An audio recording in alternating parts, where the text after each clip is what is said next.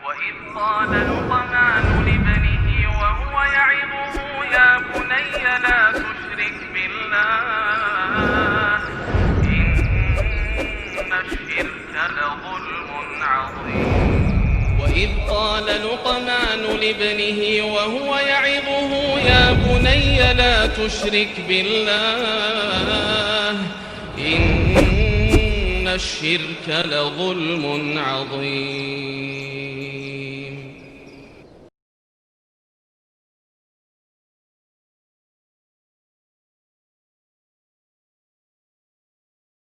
Assalamualaikum warahmatullahi wabarakatuh. Innal hamdalillah nahmaduhu wa nasta'inuhu wa nastaghfiruh. Wa na'udzu billahi min syururi anfusina wa sayyiati a'malina. May yahdihillahu fahuwal muhtadi wa may yudlil falan tajida lahu waliyyan mursyida. Asyhadu an la ilaha illallah wahdahu la syarika lah wa asyhadu anna Muhammadan 'abduhu wa rasuluhu alladzi la nabiyya ba'dah. Wa qala Allah Subhanahu wa ta'ala ya ayyuhalladzina amanu taqullaha haqqa tuqatih wa la tamutunna illa wa antum muslimun. Ya ayyuhalladzina amanu taqullaha wa qulu qawlan sadida yuslih lakum a'malakum wa yaghfir lakum dhunubakum wa may yuti'illaha wa rasulahu faqad faza fawzan 'azima.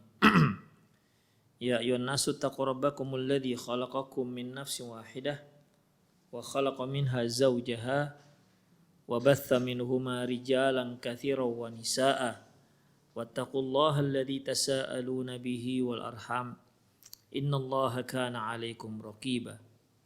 Amma ba'du, in astaqal hadithi kitabullah wa khairal hadi hadi Muhammad sallallahu alaihi wasallam wa syarral umur muhdatsatuha wa kullu muhdatsatin bid'ah wa kullu bid'atin dhalalah wa kullu dhalalatin finnar. Kaum muslimin dan kaum muslimat, para pemirsa Rosyad TV dan pendengar Radio Medan Mengaji dimanapun Anda berada, alhamdulillah sore hari ini kita kembali bertatap muka bersua di kajian kita yaitu fatwa seputar anak. Ikhwah, para pemirsa sekalian, pada sore hari ini kita akan bahas terkait dengan hukum menggugurkan anak. Ma huwa al-ijhad wa ma hukmuhu fi syariatil islamiyah. Apa yang dimaksud dengan ijhad dan apa pula hukumnya dari sisi pandangan syariat muslim, syariat Islam. Al-ijhad, ijhad adalah maknanya isqatul mar'ati janiniha, isqatul mar'ah janinaha bi fi'lin minha an tariqid dawa'i au ghairihi au bi fi'lin min ghairiha. Yang dikatakan ijhad yaitu wanita yang menggugurkan kandungannya dengan perbuatannya sendiri dengan cara meminum obat atau yang lainnya, atau dengan perbuatan orang lain.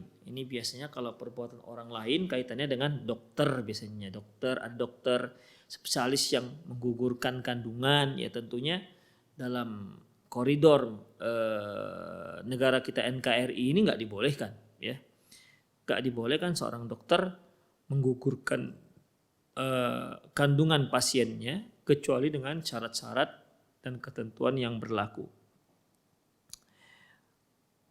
Wakila innal ijhad, ada juga yang mengatakan ijhad adalah huwa khurujul janin minar rahimi qabla syahri rabi' khassah, yaitu gugurnya kandungan dari rahim sebelum bulan yang keempat, khususnya sebelum bulan yang keempat. Jadi bagi mereka yang dikatakan ijhad ini yaitu hanya untuk bayi yang usianya di bawah 4 bulan. Demikian. Kalau bahasa Indonesianya ini ya menggugurkan kandungan, ya apa hukum menggugurkan kandungan? Walladhi yabduli wallahu alam wa qad ajma al fuqaha wa qad ajma al fuqahahu ala tahrimil ijhad ba'da nafkhi amma qabla nafkhi fihi khilafun. Sepakat para ulama bahwasanya haram hukumnya menggugurkan kandungan sebelum kandungan itu ditiupkan roh. Setelah ba'da nafkhi roh, setelah kandungan itu ditiupkan roh. Ditiupkan roh sebagaimana yang sudah kita singgung bahwasanya Rasulullah Shallallahu Alaihi Wasallam menyebutkan bahwasanya dikumpulkan kejadian manusia itu dalam rahim ibunya 40 hari masih dalam bentuk nutfah. Ya, 40 hari masih dalam bentuk nutfah. Tsumma yakunu 'alaqah mislu dzalik. Kemudian ya berubah dari 'alaqah, dari nutfah berubah menjadi 'alaqah. 'Alaqah itu segumpal darah. Mislu dzalik, dengan waktu sama seperti nutfah, yaitu sama-sama 40 hari. Tsumma yakunu 'alaqatan mislu dzalik. Kemudian ya setelah 40 hari ketiga berubah menjadi segumpal daging. Jadi di sini ada 40 hari. 40 hari pertama, 40 hari kedua, 40 hari ketiga. 40 hari pertama itu masih berupa nutfah, ya kita katakan embrio lah atau zigot. Kemudian 40 hari kedua berubah menjadi segumpal darah. 40 hari ketiga berubah menjadi segumpal daging. Setelah itulah baru fayursalu ilaihi malak. Kemudian diperintahkan, diutuslah malaikat ke rahim si ibu. Fayu'maru bi arba'i kalimat. Dan si malaikat ini diperintahkan dengan 4 kalimat. Bikat bi rizkihi wa ajalihi. Yaitu dengan menuliskan berapa rezekinya dan kapan ajalnya. Itu dia ikhwafiddin. Kemudian wa yunfakhu fihi ruh, barulah kemudian ditiupkannya ruh. Makanya ikhwah 40 hari ketiga pertama itu si bayi belum ditiupkan ruh. Di atas itu barulah si bayi ditiupkan ruh. Nah, jadi permasalahan di sini adalah apabila pengguguran janin itu di atas setelah si bayi ditiupkan roh, maka sepakat para ulama itu tidak dibolehkan. Ya. Tetapi kalau penggugurannya itu dilakukan sebelum ditiupkan roh, disinilah para ulama berkhilafiyah di sana, berselisih pendapat. Sebagian mengatakan boleh, sebagian mengatakan enggak boleh, sebagian mengatakan boleh tapi dengan syarat-syarat dan lain-lainnya. Tapi kita bacakan saja ikhwah. Walladhi yabduli wallahu alam. Menurutku, wallahu alam, innahu la yajuzu ifsadu nutfatin hiya aslul walad. Bahwasanya tidak boleh mengganggu, merusak nutfah tersebut, ya, embrio tersebut, ya, karena dia merupakan pokok pangkal daripada seorang anak. Illa li'udhrin, kecuali jika di sana ada alasan udhrin syar'iyyin, ada alasan syar'i yang dibenarkan. Kang qita'il labanil mar'ati wa hiya tarda, seperti dikhawatirkannya terputusnya susu si bayi, ya, wa hiya tarda, padahal ibunya sedang menyusuinya. Wala yumkinu ijadu murdi'atin lahu, sementara tidak ada seorang pun yang bisa menyusuinya. Tidak ada seorang ibu pun yang bisa menyusui anak ini atau yang mau menyusui anak ini. Sementara ini kalau si bayi dibiarkan berkembang, ini air susu si ibu yang sedang menyusui, ya, bisa terputus. Sementara ini bayi butuh air susu. Dia minum apa setelah itu kalau tidak ada yang bisa diminumnya? Bisa-bisa bayinya akan terancam nyawanya. Itu yang dimaksud. Ya, kalau seperti itu loh bentuknya, ya, itu dibolehkan karena itu termasuk uzur syar'i. Kemudian wa kadzalika idza ulima anna fi baqa'il janin dararan ala hayatil ummi wa nahwi dzalik. Demikian juga jika memang diketahui bahwasanya keberadaan janin di dalam rahim si ibu itu bisa bermudarat terhadap kehidupan si ibu. Artinya bisa mengancam keselamatan jiwa ataupun nyawa si ibu. Wa nahwi dzalik ataupun yang lain-lainnya.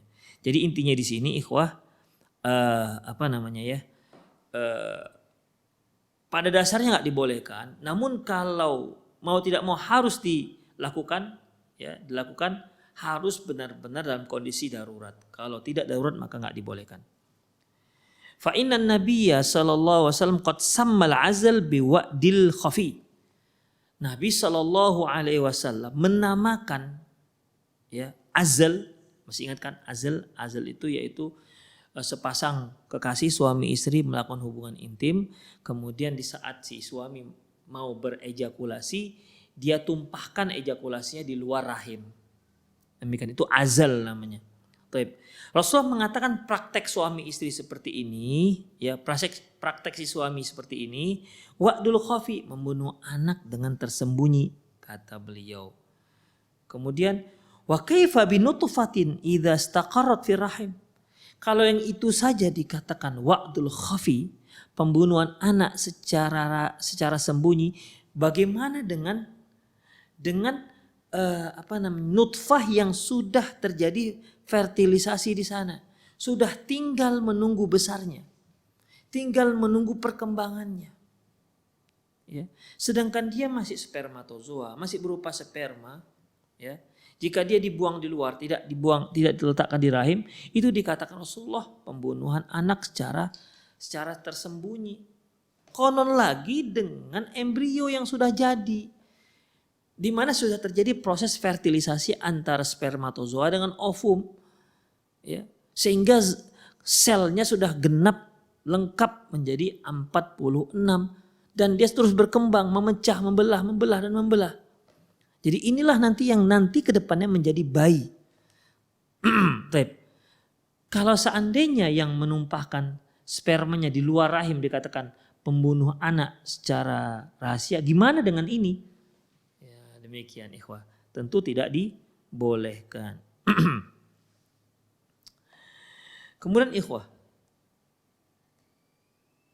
Faqala Ibnu Jauzi, berkata Ibnu Jauzi rahimahullah fi kitab ahkamin nisa, dalam kitab ahkamun nisa, lamma kana mawdu'un nikahi li talabil walad, ketika seorang menikah itu tujuannya untuk mendapatkan anak, walaysa min kulli ma'in yakunu waladu,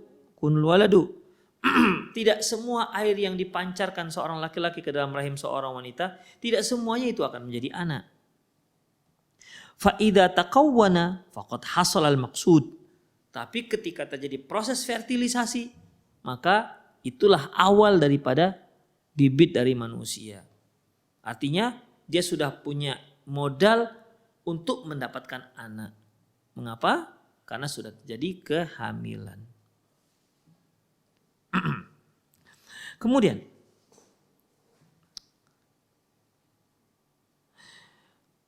fata'ammadu isqatihi, adapun menyengaja menggugurkan tuh embrio ataupun nutfah ataupun bayi yang belum ditiupkan roh, adapun sengaja menggugurkan tuh kandungan, mukhalafatul lil muradi hikmah, ini jelas bertentangan dengan tujuan daripada pernikahan. Illa annahu idza kana fi dzalika fi awwali hamli wa qabla nafkhir ruh fihi ithmun kabir. Hanya saja apabila hal itu dilakukan di awal-awal kehamilan, dan belum ditiupkan ruh, maka fihi ithmun kabir, maka ini sudah termasuk dosa besar. Demikian ikhwatiddin. Ini sudah termasuk dalam kategori dosa besar. Mengapa demikian? Li'annahu mutrakin ilal kamali wasarin ilal tamam. Karena ini bayi, ini janin, ini sel, ini embrio, ikhwah, dia sudah mulai berkembang menuju kesempurnaan, menuju tahap kesempurnaan. Demikian. Ya, seperti yang kita katakan di awalnya hanyalah spermatozoa dengan ovum. Kemudian bersatulah antara spermatozoa dengan ovum. Berkembang menjadi zigot, ya, atau embrio. Kemudian berkembang lagi menjadi segumpal darah. Berkembang lagi berupa segumpal daging. Nah, demikian. Artinya dia sedang menuju pada tahap penyempurnaan sampai dia benar-benar menjadi seorang bayi yang sempurna. Illa annahu aqallu itsman minal ladzina nufikha fihi ruh. Hanya saja menggugurkan bayi yang seperti ini, artinya menggugurkan bayi janin yang belum ditiupkan ruh, ya, itu berdosa. Hanya saja kalau digugurkan setelah ditiupkan ruh, itu lebih besar lagi dosanya. Gitu kata beliau. Ya. Kemudian fa idza ta'ammadat isqatu ma fihi ruh kana ka qatlil mu'min. Apabila memang dia sengaja menggugurkan si janin padahal roh sudah ditiupkan, maka orang ini sama dosanya seperti membunuh seorang mukmin. Wa qad qala Allah Ta'ala fa idzal mau'udatu su'ilat bi ayyi dzambin qutilat. Ketika anak-anak perempuan yang dibunuh pada waktu dia masih usia belia, su'ilat, dia ditanya bi ayyi dzambin qutilat, kenapa? Apa dosa kalian hingga kalian dibunuh? Apa dosa dia? Kenapa dia sampai dibunuh? Wa ba'da an aradat doktor Musfirun Ali Al-Qattani. Dan setelahnya bahwasanya Dr. Musfirun Ali Al-Qahtani, beliau memberikan jurnal, ya, dalam masalah fikih ini, Ara'ul Fuqaha fil Hukm al-Ijtihad al-Hamlu qabla 120 yauman, yaitu tentang hukum menggugurkan kandungan di saat kandungan itu berusia 120 hari, berarti 40 hari ketiga. Ai qabla nafkhi ruh, tepatnya sebelum ditiupkan ruh. Ini apa hukumnya? Farrajih, kata beliau, yang rajih adalah yaitu wallahu alam huwa madhab jumhur al-ahnaf, yaitu madhab mayoritas ulamanya Hanafi. Wa man wafaqahum, dan orang-orang yang setuju dengan dia, minasyafi'iyyati, dari kalangan Syafi'i, fi jawazi idhadil hamli qabla nafkhi ruh fihi, yaitu bolehnya menggugurkan kandungan sebelum ditiupkannya ruh. Sawa'un angkana fi marhalatin nutfati, baik dia pada fase masih berupa nutfah, aw alaqah, atau berupa alaqah segumpal darah, awil mudghah, ataupun segumpal daging, idza wujidat daruratun li ilqa'il janin faqat, yaitu dengan alasan, ya, mau tidak mau ini janin harus digugurkan, ya, dalam prinsip darurat. Jadi artinya janin ini akan digugurkan, mau nggak mau harus digugurkan, memang daruratnya begitu. Kemudian li ilqa'il janin faqat, ya, untuk menggugurkan si janin saja. Wala yakfi fi dzalika mujarradul uzur, dan tidak boleh alasannya sekedar uzur begitu aja. Jadi di sini uzur yang darurat yang dibolehkan memang darurat yang sudah terukur, bahwasanya sudah tidak bisa lagi melakukan apapun selain dengan cara seperti ini. Kalau tidak nanti si ibunya akan terancam nyawanya dan seterusnya dan seterusnya. Demikian ikhwah. Jadi beliau katakan memang boleh, ya, tapi tetap kebolehan itu dalam ruang lingkup darurat. Ad-daruratu tubihul mahdhurat. Darurat itu yaitu dapat membolehkan apa saja yang dilarang. Demikian ikhwah.